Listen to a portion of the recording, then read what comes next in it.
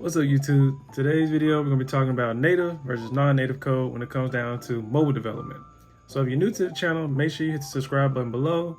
My name is Kenny, I'm an iOS engineer. Also hit the like button, it definitely helps out the channel. And let's go ahead and get into the video. So when weighing the pros and cons of non-native code, I am a little biased because I'm an iOS engineer, but I do want to be honest with you guys around some of the things that I see with being an iOS developer and knowing the difference between native versus non-native.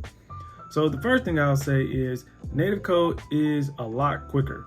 If you've done any research on native versus non-native, you pretty much know that if you're building a project on just pure native written code for iOS development, which would be Swift or Objective-C, it's much faster than you trying to build for React Native or any other framework typically that's out there. Now, I'm not one to have used Flutter and some of those other frameworks, but I will say using native code works much smoother when it comes down to building your project and getting things out the door and launch. Using some of the other frameworks, you can run into a lot of problems. I know in the past, I think it was Airbnb, they were using React Native. They pretty much got rid of React Native. I think some of their views, they still left as React Native. They probably are completely removed now that Swift UI is out. But in the past, they were using React Native. There's a couple of companies that tried to go full React Native, but they realized scaling wise, it was just much smarter of a choice to just stick with native iOS or Android development for their process, because it just made things so much easier. The build time was quicker and so forth. So the other thing is native code is much better scalability wise. No knock on React Native or non-native code, but if you're building an application that's really small, say you're like a startup and you want to build out an application, sure, React Native may work for a small application that may have, a couple thousand users or so forth. But if you're building out an application where you're going to have millions and millions and millions of users, say you're going to have like 100 million users using your app at a time, or 30 to 40 million users using your app at one time, my personal opinion is the fact that React Native or non-native code probably isn't the best route to go. But if you're going to have less than 1 million or maybe like 2 million users inside your app at a time, then probably non-native is okay for that instance. The big benefit is the fact that, obviously enough, you can have more than one developer working on that project. So it makes things much easier for you. But if you go with native route, then you're going to probably have to hire a couple of Android, a couple of iOS developers to work on your project. Now, a lot of the big name tech companies, they're pretty much strong on using native code. That's the best way to go for them. Just for scaling wise, they don't want to run into any issues where things aren't working or they can't have certain functionality and different things like that. So for me and for what I've seen, most larger tech companies are going to push for going with native development.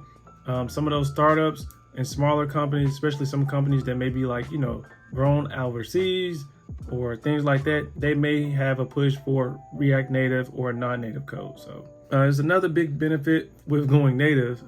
Hate to say it, but if you go native, you get all of the new bells and whistles that Apple or Android drops. Now, obviously, non-native projects, they will be able to get that as well, but it takes them a little bit longer. They have to probably wait about a month or two or even longer than that before they can get some of those bells and whistles that Apple or Android has dropped. And even at times, they may run into issues, whereas things don't work as perfect as it should. So what ends up being funny is in some cases, they still have to end up writing native code in order to get whatever framework that Apple or Google has added into their platform. So to me, in that instance, it almost kind of boils down to you may as well just stick with native code. Now, I know some may argue with the fact that they can easily throw a JavaScript developer on a project and they can get things ramped up and write some code for something. But, if you run into any big issues like, I don't know, something with the framework that you're using with non-native code, you're probably going to have to end up writing iOS or Android code, or you're going to find an iOS or Android developer to assist you with, fixing that bug or issue that you're running into. So now here's the big knock that most companies seem to have when it comes to going native, is the fact that, in all honesty, if you go native, you're gonna have to hire, Android as well as iOS developers if you want a project that can be built for both platforms. So you'll have to have Android developers as well as iOS developers, working together to make sure their code makes sense, as well as working together to make sure they're in parity with building out the product that you're looking for.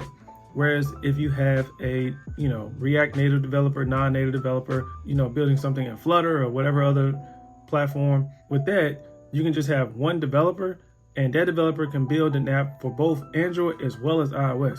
So instead of paying for two developers, you can now just use just one.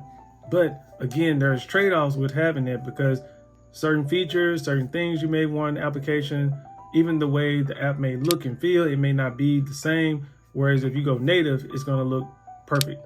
Now, again, I'm an iOS developer, so I am biased to this. But for me personally, I just think that going native is the best route to go to getting the biggest bang for your buck. If you're looking for a product that's going to always work, you're not going to have a lot of issues out of it, and you don't have to end up scrambling for an iOS developer or Android developer to fix the issue you have. But I do understand that some small startups, they may not have the funds to go ahead and have an application that's strictly native. So they may have to go non-native first. And then once they get a couple of users into the application, then they'll eventually slide over and go native. So I do understand that. The other knock on going native is the fact that, you can only use one particular language for that platform. So if you go with, if you go with native development, you have to go with, Swift or Objective-C, as well as if you go with Android development, you'll have to go with Kotlin or Java. Now, if you're going to go with non-native, you can go with JavaScript, which is great for React Native, which is what most people are using nowadays. And JavaScript is a wide range of a language, whereas you may have some people who, if they're a backend engineer and they're writing code in like Node.js, they can also be able to go ahead and write code for the project that you have in React Native, because React Native is written in JavaScript as well. So you can have almost pretty much like a full stack developer building out your app, using React Native, as well as, the backend in Node.js or so forth. So in some senses, I do understand that there's a better cost when it comes down to that. But again, the biggest caveat is you may run into problems later down the road, depending on scalability wise, or just, an overall picture of how you want your app to look and feel inside and out for the user. If you're building something that you really want, a strong user base, then me personally, I would go native. It's just my honest opinion. But if you're building something because you have a small app, you're trying to get something out the door, you're trying to build something up that, you can get in users' hands, you don't have the budget to build for two separate platforms, but you do want both platforms, then hey, I'm all for you going React Native, Flutter, or whatever else works for you and your company.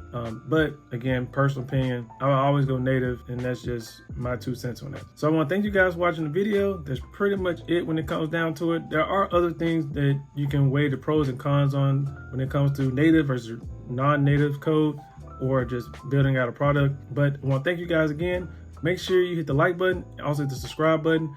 And if you have any other questions or any other comments, make sure you leave them down below, and I'll go ahead and check them out, and we can, have a discussion around that. So thanks guys, and I'll see you in the next one. See you.